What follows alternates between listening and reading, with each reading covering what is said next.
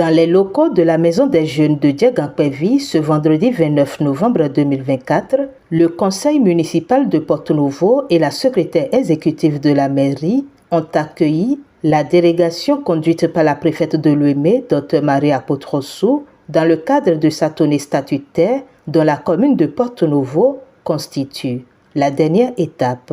Nous sommes honorés de vous accueillir et ravis de l'opportunité qu'il nous est donnée d'échanger avec vous sur les défis que nous rencontrons, de même que les perspectives pour un développement durable pour le bien-être de nos chères populations. Nous sommes convaincus que ces échanges seront fructueux et nous permettront d'affiner nos stratégies pour répondre au mieux aux attentes de nos chères populations. Vos recommandations, Madame le Préfet, seront pour nous une source précieuse d'inspiration pour mieux assurer le développement durable et inclusif. Permettez-moi au nom de l'ensemble du conseil municipal et des populations de la ville de Porto-Novo de vous exprimer notre sincère gratitude pour votre accompagnement constant et votre appui indéfectible. Nous restons résolument engagés dans une dynamique de collaboration constructive avec vos différents services pour relever ensemble les défis de développement. Comme l'a dit Hélène Keller, seul on peut faire si peu. Ensemble, on peut faire tant. L'esprit d'équipe est plus que jamais nécessaire dans notre quête de développement. Nous avons tous un rôle à jouer. Les défis que nous rencontrons sont souvent complexes, mais ensemble, avec solidarité et détermination, nous pouvons les surmonter. Je m'en voudrais de terminer mes propos sans adresser mes sincères remerciements à son Excellence, le Président de la République du Bénin, Patrice Talon, et son gouvernement pour les remarquables actions de développement entreprises dans la commune de Porto-Novo. Grâce à des infrastructures modernes telles que des routes de qualité, des logements sociaux dignes de ce nom et des marchés contemporains, la ville connaît une véritable transformation. Les musées et les places publiques rénovées ajoutent une touche culturelle et sociale qui enrichit le quotidien des habitants. Ces efforts témoignent du génie et de l'engagement du président Patrice Talon qui s'emploie à donner à Porto-Novo ses attributs de capitale du Bénin. Le dynamisme et l'innovation visibles dans ces projets renforcent non seulement l'identité de Porto-Novo, mais aussi son attractivité en tant que centre névralgique du pays. C'est inspirant de voir comment ces initiatives qui contribuent à améliorer la qualité de vie des citoyens et à promouvoir le développement durable. Merci pour cette vision ambitieuse et cette mise en œuvre efficace.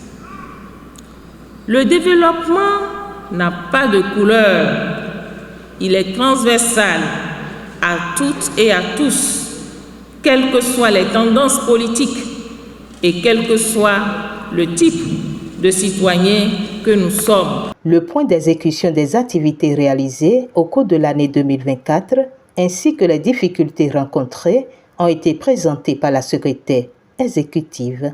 À la date du 31 septembre 2024 et sous le leadership du maire, 7 sessions du conseil municipal ont été tenues, soit 3 sessions ordinaires et 4 sessions extraordinaires.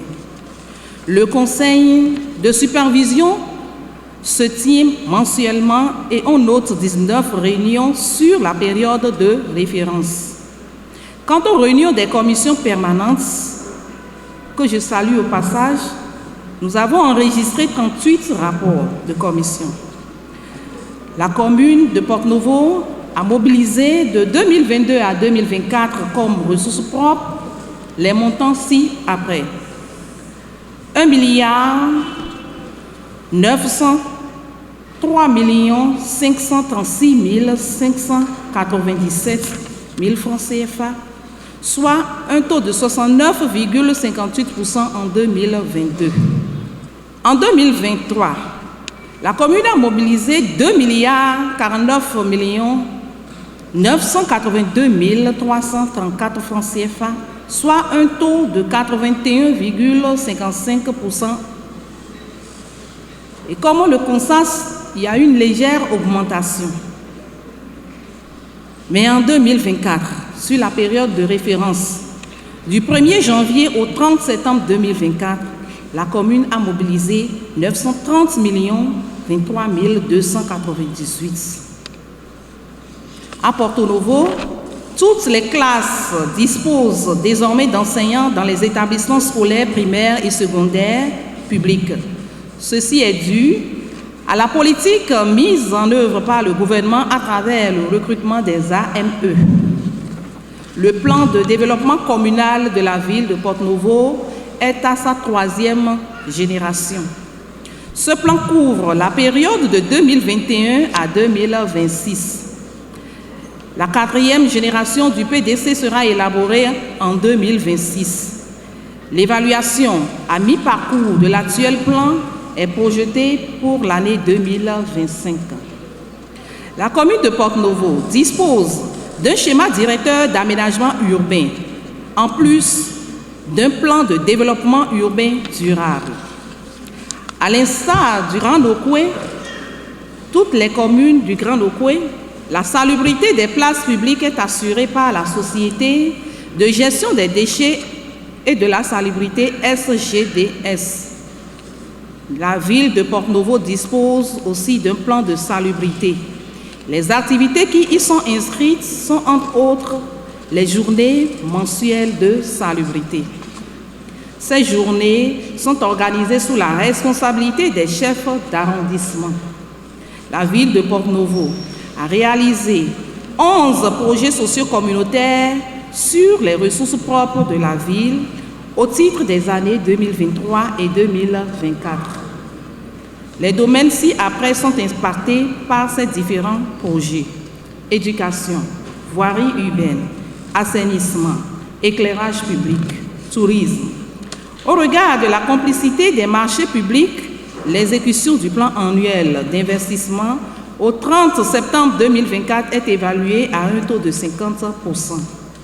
Conformément au code de l'administration territoriale, le maire réunit tous les 2 mois ses adjoints et les chefs d'arrondissement.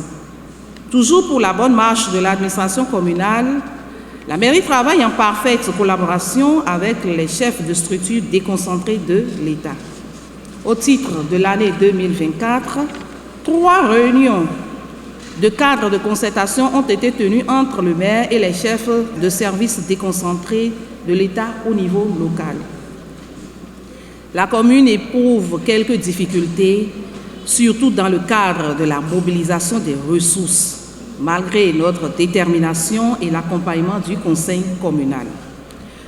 Au nombre de ces difficultés, on peut citer les plaintes de méventes dans les marchés, l'incivisme fiscal et la morosité économique. Mais je puis vous rassurer que plusieurs dispositions sont en cours pour trouver des solutions appropriées à ces difficultés. Nous pouvons aussi rajouter qu'auparavant, certaines recettes initialement collectées au niveau local sont aujourd'hui collectées sur le plan national. Toujours dans le cadre de la mobilisation des ressources, je voudrais remercier tous les corps constitués de la commune et espérer davantage l'appui des responsables des structures déconcentrées de l'État, des élus communaux et locaux, des artisans, des étudiants et des associations des femmes et jeunes de la commune. Je n'oublie pas les membres de la société civile qui non seulement participent à la sensibilisation, mais aussi répondent promptement à toutes nos sollicitations. Le document a ensuite été remis au maire Chalmin Yankoti, qu'il a transmis à la préfète de Lomé, une étape après laquelle la parole a été donnée aux populations pour recueillir leurs diverses préoccupations, notamment leurs besoins, leurs difficultés et des doléances auxquelles ont répondu les autorités en mettant l'accent sur des perspectives pour un développement durable et le bien-être des populations. Ce moment d'échange a pris fin sur des recommandations et également l'espoir des populations de voir leurs doléances être prises en compte.